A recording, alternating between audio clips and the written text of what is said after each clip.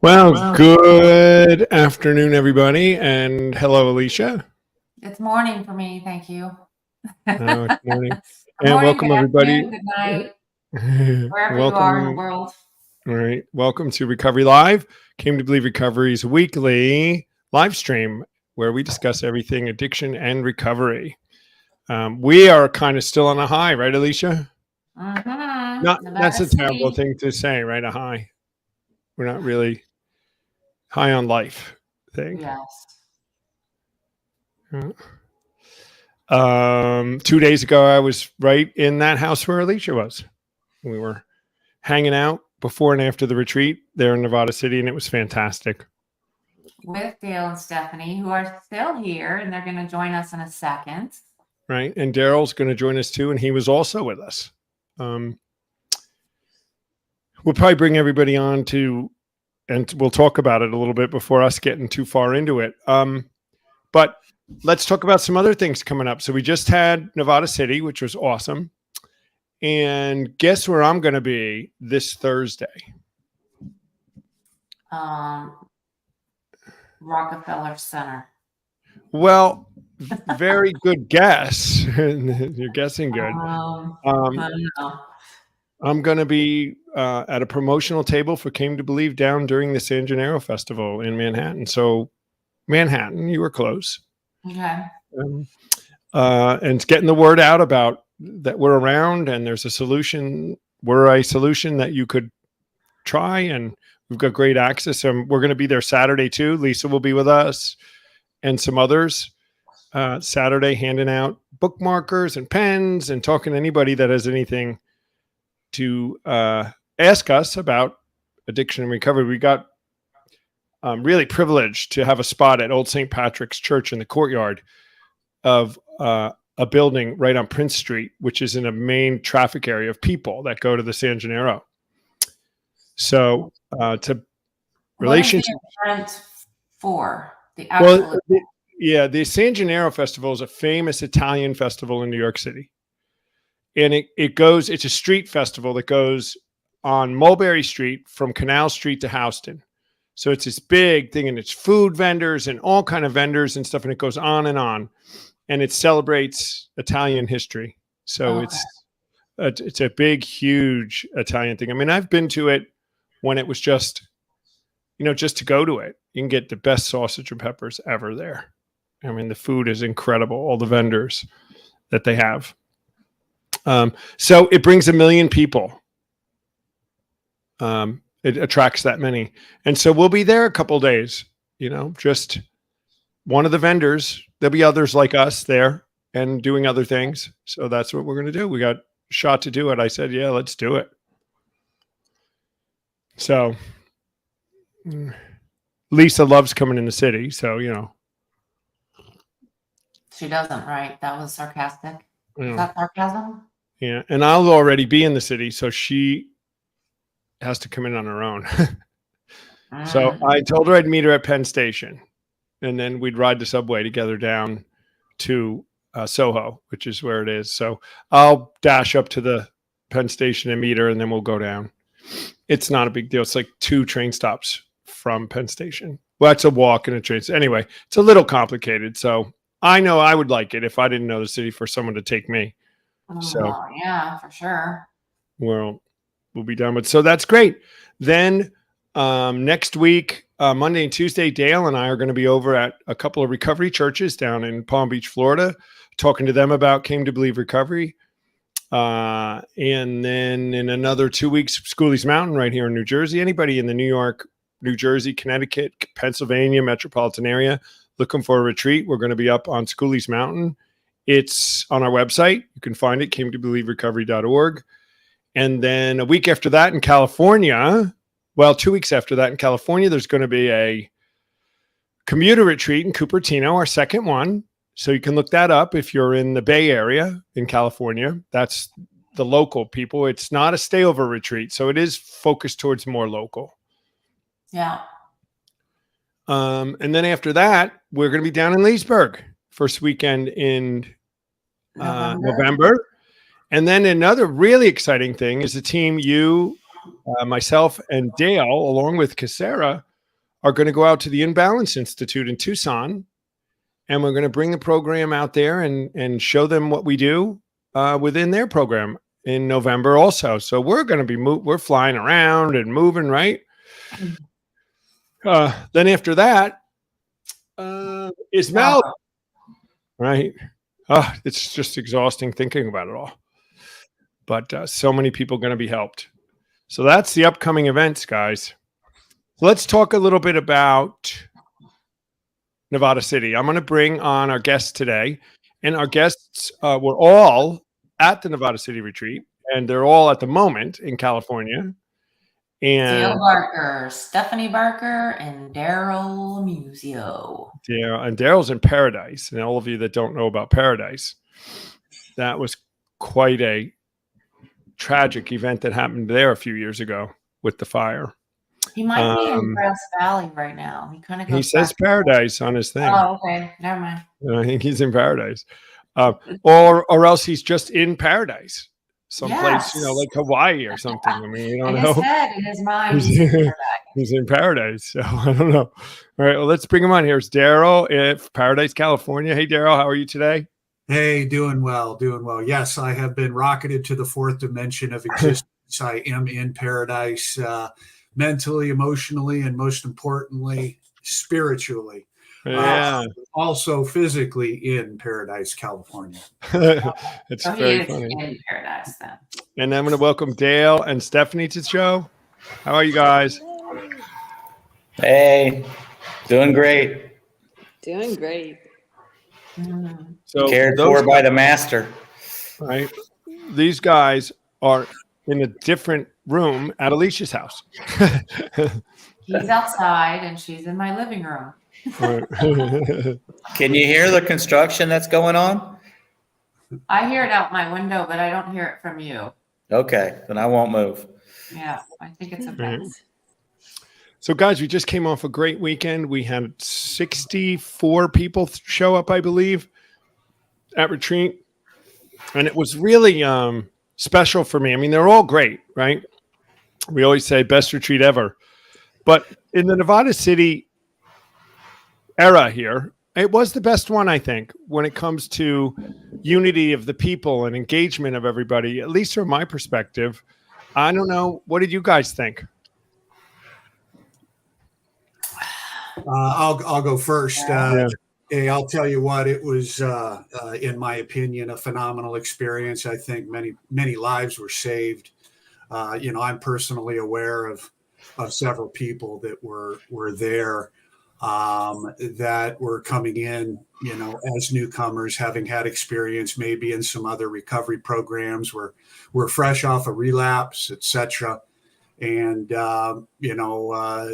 thankfully, after the program and actually engaging fully and completely in the 12 steps, I had received multiple follow-ups from individuals, seeking guidance and counsel, to literally follow up and engage in their step 8 list and seeking guidance and counsel and advice on on how to execute, a real amends, positioning the heart properly and making an amends, keeping our side of the street clean, not expecting, expectations of a return amend from whom we're granting that amend to. And I'm telling you, it was exciting and heartwarming to actually, engage in that council. It warms my heart to see someone who is just at that point of desperation enough to actually make a change in their life and engage a program of action. So, Mhm. yeah. Cool. Awesome. Yeah, Clarence started the retreats in 1966 so people could have a life-changing experience. And there's no doubt in my mind, there was a majority of the people there had a life-changing experience because of the 12 steps.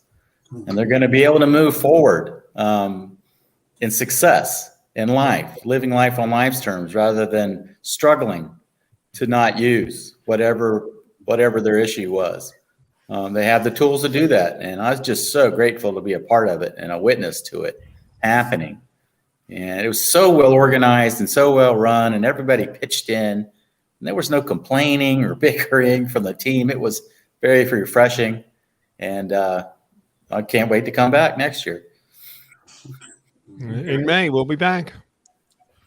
Yeah, it was good. And Dale, you remind me of what we'll probably touch on. You said many or most of them grasped it, but then that still leaves the some that I saw a few that just wouldn't or didn't, but we'll get, that's coming onto our conversations maybe. And we'll talk about the steps and how it works and our part versus God's part. But yeah, you don't just come to a retreat and then you're done, right? You have to be open to it. You got to do your part. But Stephanie, did you want to say anything about what you saw or with your group or the whole retreat? The retreat as a whole was fabulous. It was so well organized. It really ran like clockwork. Everybody was in harmony as far as the people that, were putting the retreat on. And the people's faces that came in on Friday, 95% of them looked totally different and happy and shining and joyful when they left on Sunday morning. And the speakers were fantastic. Definitely saw a couple of girls in my group that definitely had life-changing experiences, and as well as so many other people. But just in my group alone, there were so many lives that were changed. So it was awesome. And many times we do this, and Dale and I have done, and Stephanie too, maybe hundreds of these group meetings, and they don't all go perfectly well. Sometimes people are really reserved, and you have a group that you can't get them engaged. And right from the word go, I know Dale and our group these guys were engaged right from the word go, ready for it, but open to it. And most of them had not had experience with what we do. So they were really hungry for it and asked great questions and were sucking it up. And it's so inspiring to go and see people get it and then come back and make these comments through the weekend that prove to you that they did get it. Yeah. They start to have a vocabulary that, makes you realize, well, they got it. They got it. And if they do what we tell them to do, 10, 11, and 12, and get connected up with a recovery community of solution finders, and they'll be fine and never drink again or drug or whatever it is that had them in that retreat in the first place. We know it, that's what happens. I had a couple of girls in my group actually ask for my phone number and getting other girls' phone numbers. And that's really encouraging to me, because the desire is there to follow up and follow through. So I'm very encouraged by that. Yeah, same here. And I've had that experience many times. And sadly, they don't call, but I hope that they do. One already reached out to me. I got 2 sponsees so far from that retreat. One already reached out to me. I'm waiting for a few others, but yeah. And then I got another girl's number, and it's hard for me. And I talk to Daryl a lot about this of like, I need to let them call me, right? But I want to reach out to them. Can I call them? Can I make sure they're okay? And as the sponsor, it's their job, right, to do the work and ask for what they need. And sometimes I want to just let me take care of you, and I can't. No, at the beginning, I don't think my sponsor ever called me once. Right? I always had to call him. He never called me. Yeah. Yeah. Steve tried to talk me out of it. Right.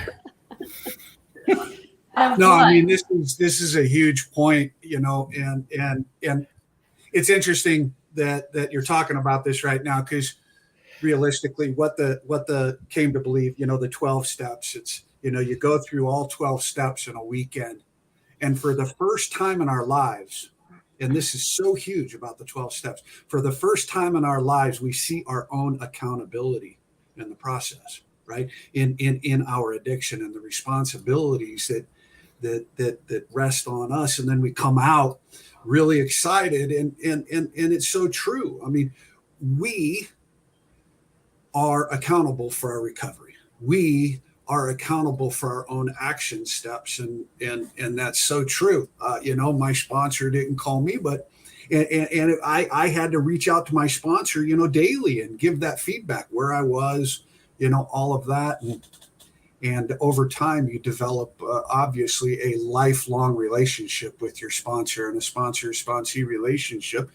And they become, you know, guidance counselors for life, and dear and true friends. It's just an amazing process that happens. Mm-hmm. It's an amazing process. And then why does it happen? We're going to lead us right into that. You led us right into that, Daryl. Is our subject today is why do the 12 steps work? And it might be a good question. Somebody come up and say, why do they work? I mean, why do they work? Well, I mean, the big book says right at the beginning, I was reading it this morning, it says, this is what they said. The guys who wrote the book, they said, rarely have we seen a person fail who has thoroughly followed our path. So just like really practically, it works because that you follow their path. Yeah. If you follow their path, they have rarely seen a person fail. And we know, those of us that have studied this in the history, that they actually would have changed that word rarely to never if they could. Yeah. Because they would see actually that never have they seen a person fail who thoroughly followed their path.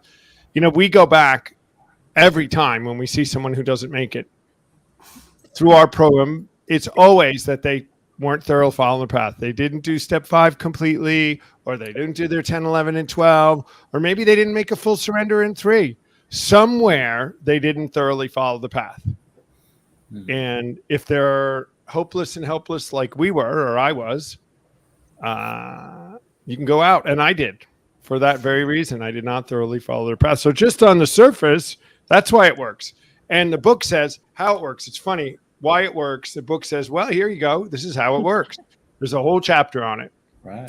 I used to laugh at meetings I'd go to, and some of the meetings around here in New Jersey, and people would say, you know, I don't know how it works. It just works. You just stay here and the miracle just happens, you know? And I used to like go crazy, and I'd be like, no, I know how it works. It's chapter 5 in the big book. Yeah. Don't tell people that. And I know that's our mission. Right here. Our mission is to bring how it works to everybody. So why it works is a good discussion for us to have. I mean, why do the steps work? Yeah. Mm-hmm. Well, I know from my perspective, it for the first time ever after going through the steps, I knew who I was. You know, the good, the bad, the ugly. You know, I knew. Okay, now I know what the problem is. It was me. It wasn't the beer. It wasn't the women. It was me. I was the problem. And I had I remember sitting there thinking, looking at those 12 steps, going to AA meetings, like I could never do 12 things every day for the rest of my life. But when you only have to do 1 through 9 and it's done, and then you do 10 and 11 and 12 one day at a time, oh, I can do that. That is something I can do.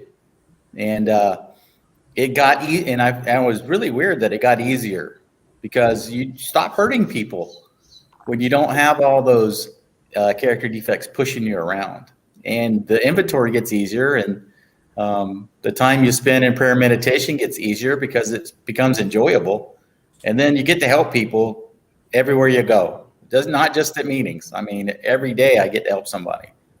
So That's awesome. Then when they say, you guys, here are the steps we took which are suggested as a program for recovery, that we say suggested because we can't make them do it. Is that exactly what I was saying? Like, I want my sponsees to do, but I can only suggest and then they have to take the action? Or does it mean, what do you think of that word? I don't like that word for some reason. Suggested. No, do it. Well, I'll tell you one thing to clear up is a lot of people take that here are the program which we suggested. They think that means that the steps are suggested individually and they can Like pick an and option choose. or something? No, they're suggesting the whole program. Yeah. So you either do the whole thing or you do nothing. So here's a program we suggest, and it says, right, which are suggested as a program. Here are the steps we took, which are suggested as a program. So they're all suggested, the whole thing, to try it. So I think they suggested because you've got to, we don't have all the answers, I think they said, but here's what we did.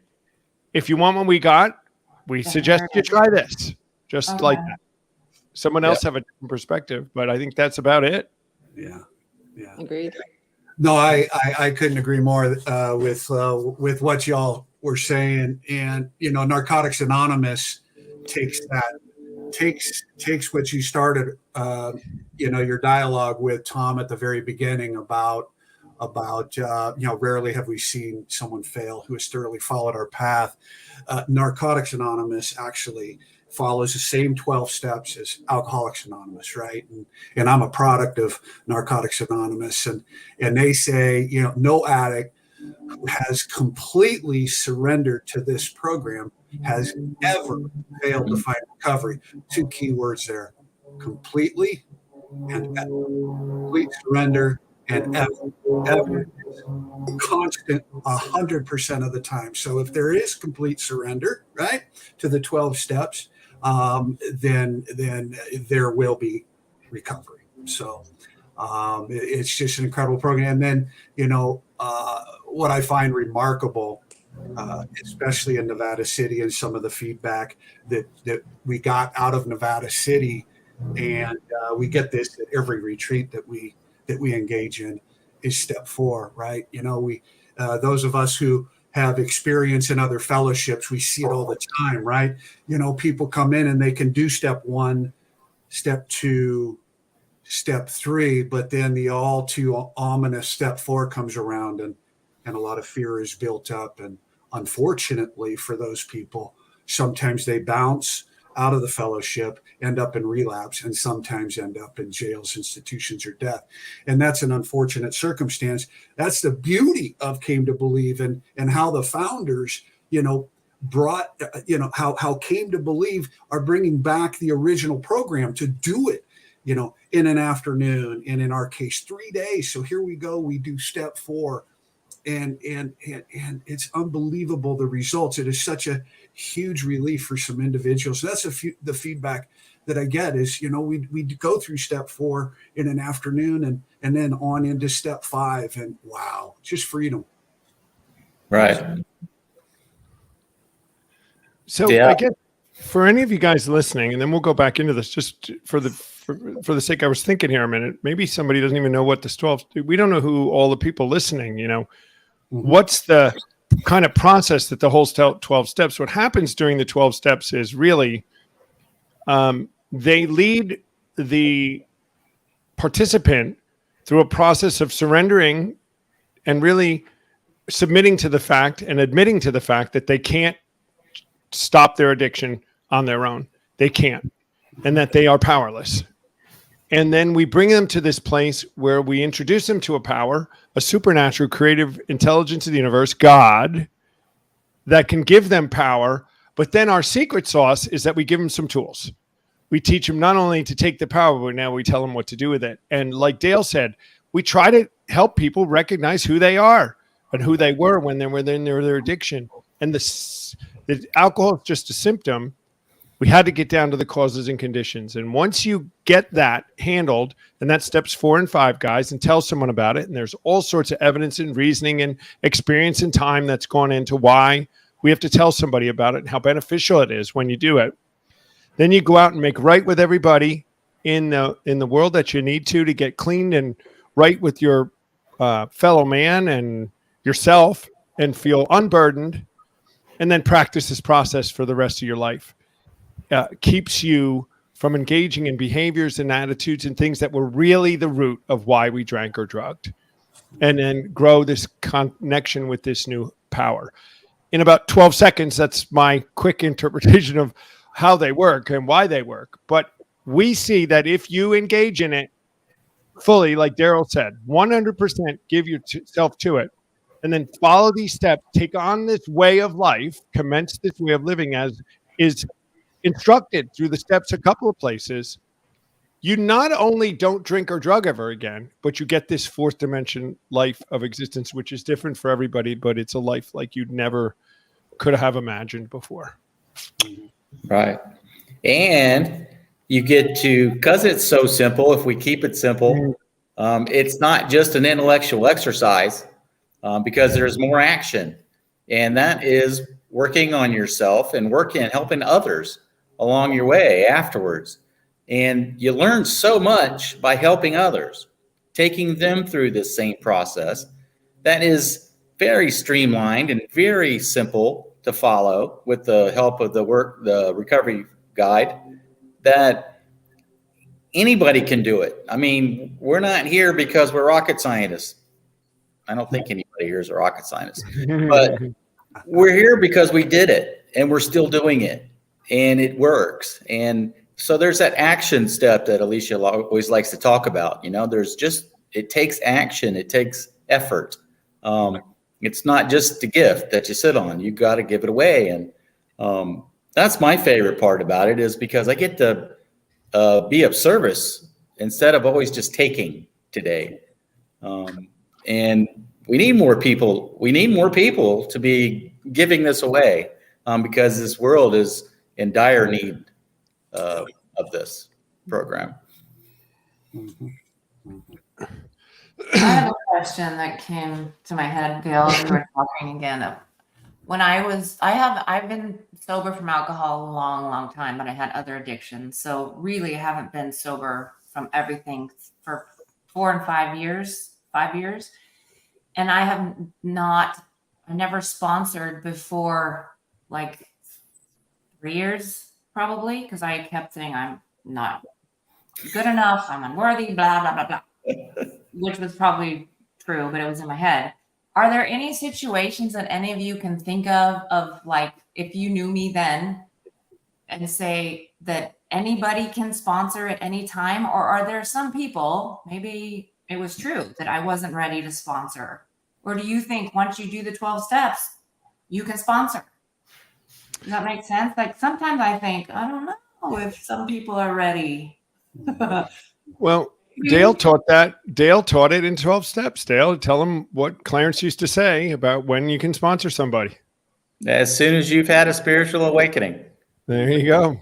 So as soon as you realize that there is something more powerful than you that can help you be better, help you achieve and overcome, and you stop being self-centered and you start being God-centered, that's when you can go ahead and start taking people through the steps, because that's the main thing.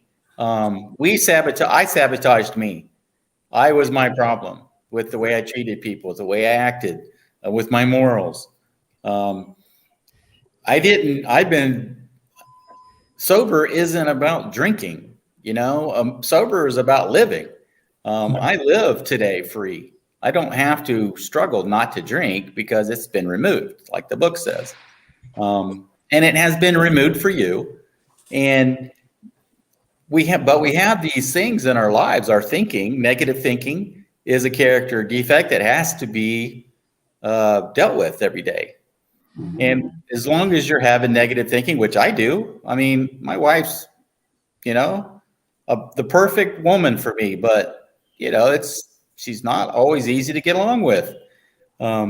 It's not a personal thing. It's a spiritual thing. And so, yeah, as soon as you go through the steps, you should, because all you're doing is getting people to step 9 where they can start making amends.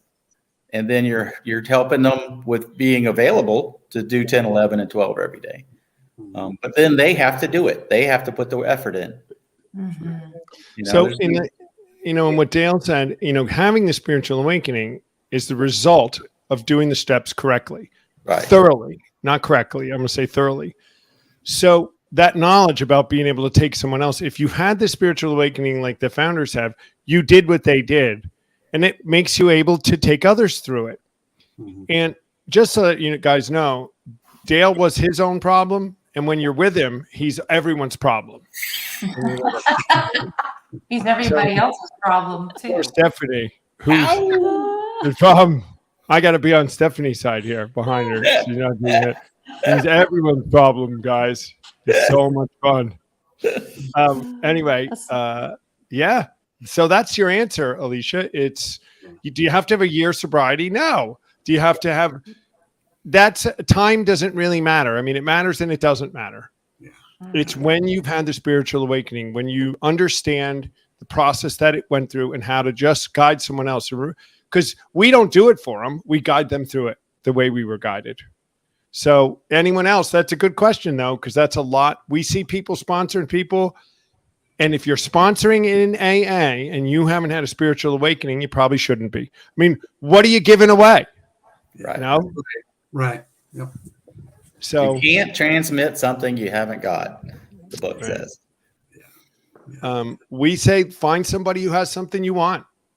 Stick with the winners and someone who's thoroughly followed the path. That's who I wanted to follow, and that's who I did follow. Yeah. Right. And then also, if I could add, in terms of the sponsorship, I mean, basically, as an example, I start going back to what we were first talking about. We have to be accountable for our own recovery. So I had to be accountable and do, what can be sometimes often scary when we come into, a program like this, and that is ask for help. And that's what Came to Believe helps us do. Right. We ask for help from a power greater than ourselves, which sets us up for here in the physical world, right, to be able to, get out from ourselves and ask for help from someone else, like a sponsor. Right. So when I do that, I've got a sponsor. That sponsor doesn't go away when I take on a sponsee. So that sponsor is going to help me guide my sponsees as well, right? And the sponsee, sponsorship relationship is lifelong, always engaging, just like the Came to Believe program teaches, engaging in steps 10, 11, and 12, maintaining our spiritual fitness, living on the go, dealing with life on life's terms, with steps 10, 11, and 12, with our sponsor and with our sponsee family. Yeah. I mean, Clarence literally wrote the book on sponsorship, right? I mean, they didn't really have anything called sponsorship really till Clarence kind of organized it. And it really is I believe that its primary function is early in sobriety with someone, taking them through and to be someone to guide, but that it grows into a friendship after a while and a mutual support. That's right. Relationship. And we see such dysfunction in sponsee relationships within the general community of recovery, especially in AA. I've seen just disastrous things go on with people who are control freaks and they force people to do things and they just stuff that just is off the charts, and then themselves not having gone through the steps, right? But my sponsor, we grew into being friends and mentors, and it was less of a really direct kind of sponsor like you would think, and more of a mentor, confidant, counselor, somebody I used as one of my people. And now I have 3 or 4 men and a couple of women too that are in my inner circle that I use as an accountability group. And that's how it's supposed to go, I think. Yeah, we're gonna need to talk about what you said earlier after this. Do a step 10. You have to Step make 10. amends. Tom needs to make an I'm going to amends. make amends because Dale's all of our problem. He doesn't like that. I'm still dialing back from that horrifying mistake I made about a year ago. The great Dale Barker. Yeah, see? It's still coming back to bite me. I don't know why you're gonna- Yeah. That's funny. And then too, we see like some of us have tried to hold on to our old ideas and the result was nil until we let go. Absolutely. Right. So some people I see in my life that just won't let go, they won't submit. But then I think that can apply to me as well, like certain defects of character, the pets, like I'm not letting go of them. So we deal with that too, don't you think? Mhm. Like some of my old ideas keep coming in, those brain grooves that Daryl and I were talking about. We have to like make new ones. And then half measures availed us nothing. That's for people coming in and it's for me. Like if I like, I'm not going to do step 10 tonight or I'm not going to make that amends. I'm going to slowly backpedal into who knows what. And I just like if I see people who are in a meeting that just won't submit, like what do? You just pray for them. You just love them. Daryl probably knows who I'm talking about, who's in our meeting on Monday night. But he keeps coming back. So I'm just like, amen. But he can't, she, I shouldn't say that, is just not submitting. And I like, what's my part in that? That's my question. Or is it nothing? Just be there. Yeah. Listen, I mean, there's going to be individuals, and it speaks about this in the book, that just aren't at that point to fully surrender. And it talks about that in the AA Big Book, refers to it, of course, in the Came to Believe Legacy Guide. There's going to be individuals, and what we have to do, being a part of the recovery community and in service to one another, is all we can do is continue to love them and continue to try to coach, guide, train, and counsel to the best of our ability, but not become defeated ourselves in that process. Right? We can't let other addicts and other alcoholics, while they are still in their struggle, allow their struggle to affect us. That's why we need to continue to stay in 10, 11, and 12, because, in certain circumstances, those are life on life's terms. We're going to experience, while we're in service in addiction and alcoholism, we're going to experience individuals that go out, relapse, tremendously hard and take a hard fall. That is a part of life on life's terms. And we just have to, of course, remain committed. And this is, why we have things like the fellowship and the Recovery Live discussions that we're all on right now, is to stay plugged in. And when individuals are struggling, and when we're struggling, we have that ability to connect on an empathetic level and work through that. So sponsorship is huge for that. But there are going to be individuals, and I've seen it, in my recovery history, where all of a sudden they hear a share, they've heard something 1,000 times, but all of a sudden they hear someone on some day, at some moment, in some minute, and all of a sudden an empathetic connection happens and they engage. And it does happen, but we just can't let it affect our own recovery, The other thing that I was thinking about was, I like what Hal Hill said, where he said, "Let it look good on you." Yeah. And just be that example, be a witness by example. Dale and I were we used to go to the same meetings, and there's one in particular that we would go to together all the time. And there was a girl in there that really never spoke. She never really opened up. You know, she never really wanted to talk to us or anything like that, or to me. And it was a whole year went by, and then she came over, and here I just thought she just didn't want anything to do with me, and she asked me to be her sponsor. And I did a double take. And she said to me, I have been watching you and your husband for a year to see if what you guys were talking was really what you were walking. Because she couldn't believe it. Yeah. Like, you know, she couldn't believe that we were really doing the steps the way that we were doing, that this was real. And, you know, she just thought, no, they're putting on a show for a whole year. So people are watching us and how we walk. You know, are we just talking or are we walking it? They are watching us. So let it look good on us. You know, we gotta walk the walk. Yeah. Couldn't agree more. There's even a few biblical verses. You know, no one puts a light under a table, do they? No, be the light, be that example to others to follow. So. Yep, there are those who don't recover. It's not really, I'm not God anymore. So that's all I can do is talk to him on their behalf. You know, what can is there something I can do? If there's not, I just go about doing my own business, handling my own business. But I'm always asking God, because that is the driving force of my life today. What do you want me to do today? You know, why do you get up so early and exercise so hard every morning? Is it because God wants you to do it? Awesome.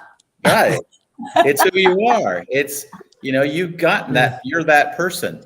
Why do I sleep late and have extra coffee? You know, because I'm that person. I don't have that drive to physically, you know, I'm more seeking God in the morning and easing into the day. And what do you want me to do? And I just have I'm a different kind of a that too before I exercise. Right.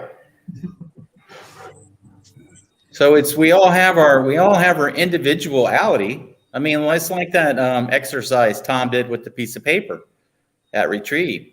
And if you don't know what I'm talking about, you'll have to come to retreat to see it. It's a secret, but it really displays how individual we all are, how we're created different, and how we all have a purpose. And if we don't fulfill our purpose, nobody else is gonna. Right. So it's really encouraging. I really like that exercise because it really paints a picture of why the steps are so important for addicts and alcoholics and their family members. Is that we get a chance to find out who we are and do what we were created to do. And it's such a fun way to live. For me, it's just exciting to wake up every day and try to find out what he wants me to do and then go do the best I can. The beauty of the exercises is it shows you that you do have something you're supposed to do. Right. Just you. Right. To find out that you're not worthless. You're not one in the crowd. You're not just a number. There's something you're supposed to do, right? And then this process gives you this opportunity to find out what it is. Right. Yeah. Not everybody wants what we have and are willing to go to any lengths to get it. That's true. Right. You know, they want what they want. They want what they think they want. They don't really know what they want. Because it's selfish and self-centered. Right. And I believe that's the essence of the 12 steps, right? At least I can only speak for my own experience, strength, and hope. But this is, in essence, what happened to me. That is, the 12 steps was a process of humbling me, of getting myself out of the way to allow a spiritual experience to happen. Because as long as my pride and ego is in the way and blocking myself from a power greater than myself, no change would happen. That's proven. That's proven through 40 years of my addiction, trying to handle life on my own terms and ended up where I ended up. Under my own will, all the decisions I made in life brought me to recovery. Mm. Mm. Mm. Kind of a mic drop. Yeah. I remember my first experience of seeking help with my drinking was a counselor that gave me a 20-question questionnaire about how I drank. And after filling it out, I had only answered yes to 17 out of the 20, which was not the best way it should have went. She recommended that I go into a 28-day treatment program because I was obviously Looney Tunes by the way I answered those questions. And I had no idea. I thought, well, no, I still have a job and I only drink every so often. And no, I don't think so I agreed to counseling. I was willing to go to any lengths. That was Tuesday nights at 8:00. That's the lengths I was willing to go to. But that lady gave me a big book. I read the big book. I was introduced to what AA actually is. And then it took me a divorce to make the decision to go through the steps and actually take a shot. That's kind of the way I looked at it. It was my last chance. Take a shot, go through the steps. And it was a miracle. It answered every question I had about why I did what I did.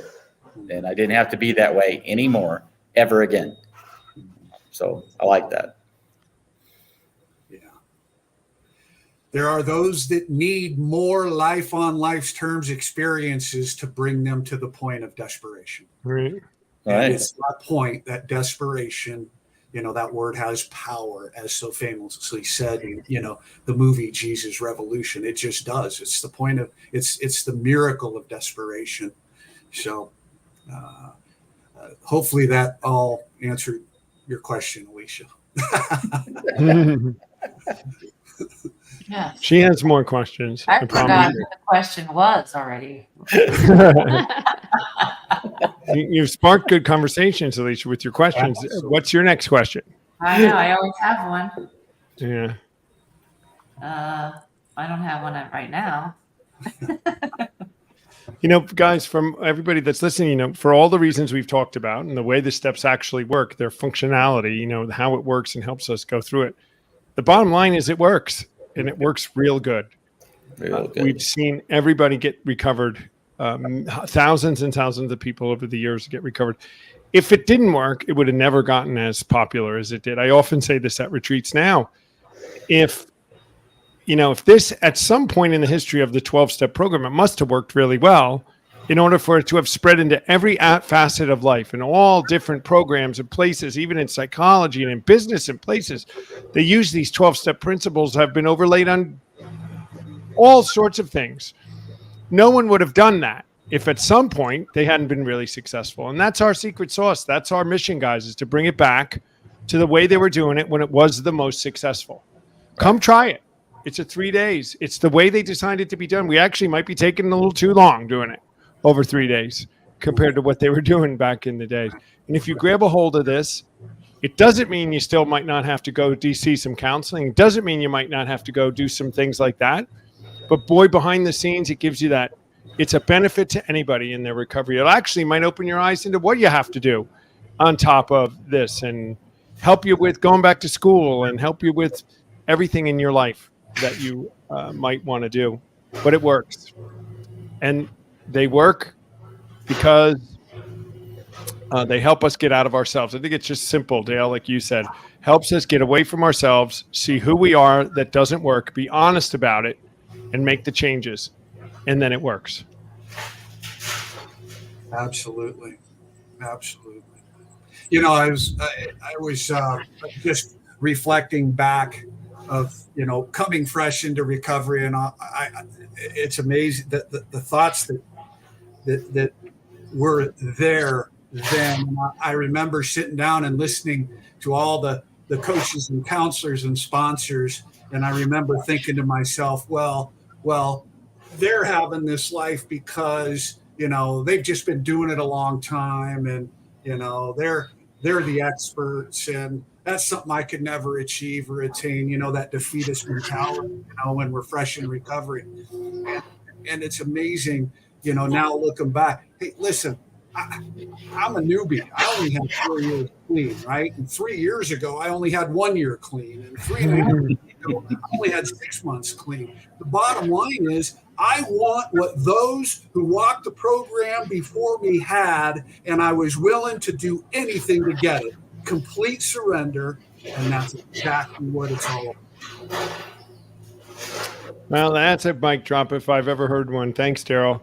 I want to thank you guys for coming on today. A bunch of experts in the field and certainly are living in the go. We've had that experience. If you want the experience like we've had in many thousands other, search us out on cametobelieverecovery.org and find a retreat near you. Reach out to us. We have people all over the country. Someone will call you. We can get you through the steps one-on-one if you need it.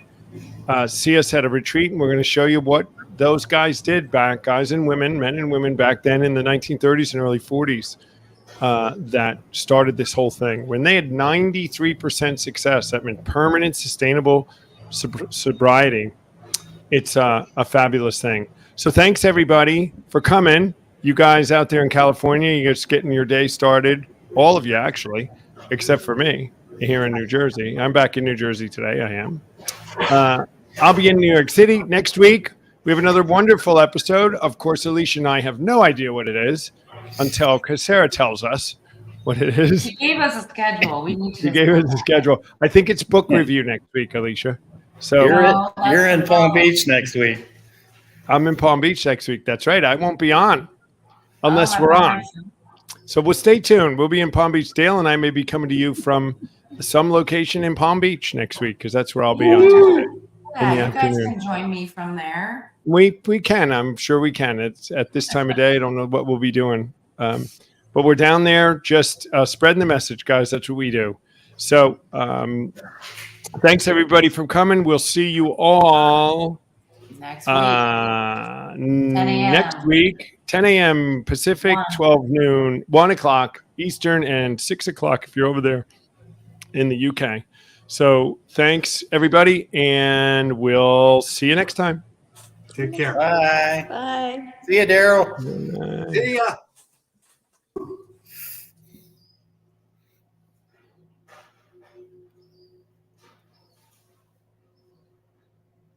Let me close it.